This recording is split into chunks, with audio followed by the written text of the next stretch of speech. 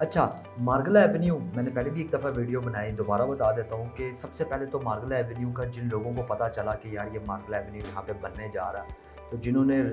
Random land purchase की, society के अंदर परचेज़ की, वो बेहतर जानते हैं कि यार कितना बेनिफिट हुआ इस चीज़ का, कि एक रोड बनने की वजह से उस जगह की लैंड के ऊपर कितना बूस्ट आया। अच्छा, मैं थोड़ा-सा पहले प्रोजेक्ट का बता दूँ कि ये आपने देखा होगा E11 के अंदर फ्लाईओवर बन रहे हैं, यहाँ से ये मार्गला एवेन्यू को कनेक्टिविटी देंगे। E11 से आप D12 से मार्गला एवेन्यू स्टार्ट होगा तो आप सीधा बगैर किसी ट्रैफिक के आप सीधा B17 तकरीबन पहुंच जाएंगे, क्योंकि वहाँ पे ये रोड GT रोड के साथ अटैच हो जाता है। GT रोड से फिर आगे जो इसका फर्दर फेज़ 2 का जो प्रोजेक्ट है वो मैं एंड पे बताऊंगा। सबसे पहले GT रोड के ऊपर आपने देखा होगा बेशुमार प्रोजेक्ट्स हैं, जिसके अंदर मोस्टली प्रोजेक्ट CDA के हैं, जिसके अंदर G सेक्टर्स के भी हैं और F सेक्टर्स के भी कुछ हैं। तो उन प्रोजेक्ट्स के अंदर रहने वालों का पहला फ़ायदा कि सबसे ज़्यादा ईज़ी एक्सेस हो गया है आपको GT रोड, क्योंकि GT रोड के ऊपर हैवी ट्रैफिक भी होती है, तो वो नहीं यूज़ करना पड़ेगा। आप डायरेक्टली मार्गला एवेन्यू से इस्लामाबाद के अंदर एंटर हो जाएंगे और उसके अंदर जिन्होंने इन्वेस्टमेंट की हुई है, जिनका पैसा लगा हुआ है, उनको बूस्ट मिला कि उनके प्रोडक्ट्स के रेट्स रिवाइज़ हो गए, बढ़ गए। जहाँ पे वो 40 लाख का प्लॉट था 60 लाख पे चला गया। तो आपको मैंने ये पहले भी बताया और बहुत सारे प्रोजेक्ट्स के बारे में यही चीज़ डिस्कस की कि जब भी इंफ्रास्ट्रक्चर डेवलप होता है, हाईवेज़ या मोटरवेज़ या कोई भी रोड का डिज़ाइन प्लान होता है, बनना होता है उसमें, तो सबसे पहला इम्पैक्ट उसका रियल एस्टेट इंडस्ट्री के ऊपर होता है और रियल एस्टेट से जुड़े लोग उससे सबसे पहला फ़ायदा लेते हैं। दूसरी चीज़, अवाम जो उसके इर्द गिर्द आबादी होती है, वो वहाँ से जो गुजरते हैं उनका बेनिफिट होता है, उनको एक्सेस आसान हो जाती है, उनका पेट्रोल बच जाता है, ट्रैफिक से बच जाते हैं, तो इस तरह के बेनिफिट्स होते हैं। तो इस पूरी पट्टी को जहाँ-जहाँ जो प्रोजेक्ट्स थे, B17 था, फैसल हिल था, या CDA के F15, 16 थे,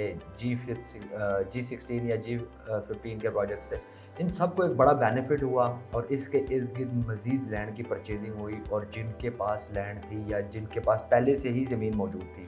उनको भी ये फ़ायदा हुआ कि पहले कुछ और रेट था, अब कुछ और रेट है। तो ये बेनिफिट होता है किसी भी जगह पे इस तरह के रोड्स आने से। दूसरी चीज़, जैसे ही हम अभी ट्रैवल करते हैं मार्गला एवेन्यू के ऊपर, तो हमारा जो एंड होता है मार्गला एवेन्यू का वो GT रोड के ऊपर होता है। इसका जो दूसरा प्लान है वो 6 किलोमीटर का आगे का प्लान है कि GT रोड पे एक जंक्शन बना जाए और यही मार्गला रोड डायरेक्टली कनेक्टेड करे आगे जाके मोटरवे M1 को,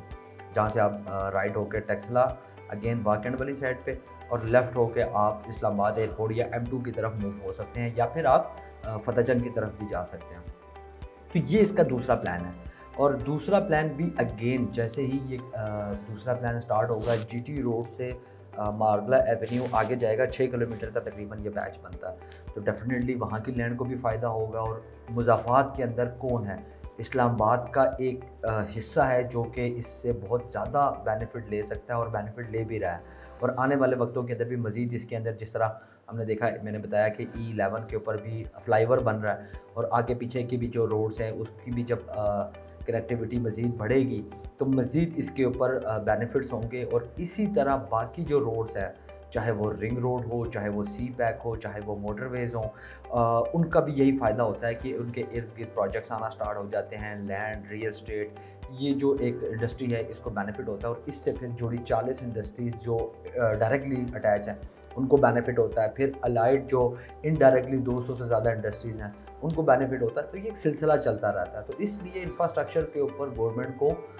तवज्जो भी देनी चाहिए और इसके ऊपर मज़ीद काम भी करना चाहिए और देखना चाहिए कि शहर के अंदर कौन से ऐसे एरियाज़ हैं जहाँ से रोड्स निकले तो शहर का जो ट्रैफिक है वो डिवाइड हो जाए। ठीक है, एक कोने से दूसरे कोने तक लोगों को पहुँचने में आसानी हो जाए। अब छोटी सी एक मिसाल ले लें कि जैसे ये हमारा बाराकोह के ऊपर फ्लाईओवर बन गया, कितना मतलब कि आसानी हो गई मरी जाने वालों के लिए। अच्छा, सिर्फ ये मरी जाने वालों के लिए आसानी नहीं है, यहाँ पे जो मरी के अंदर जो इन्वेस्टमेंट्स कर रहे थे या कर चुके थे, उनसे अगर आप पूछें कि यार उनको इस चीज़ का कितना फ़र्क पड़ा, इस चीज़ का कितना इम्पैक्ट पड़ा, तो वो आपको बताएंगे कि यार कि बाकी ये जो रोड, फ्लाईओवर्स, इनका बनने का जो डायरेक्टली रियल एस्टेट को कैसे इम्पैक्ट होता है या कैसे उसका इम्पैक्ट आता है उसके ऊपर।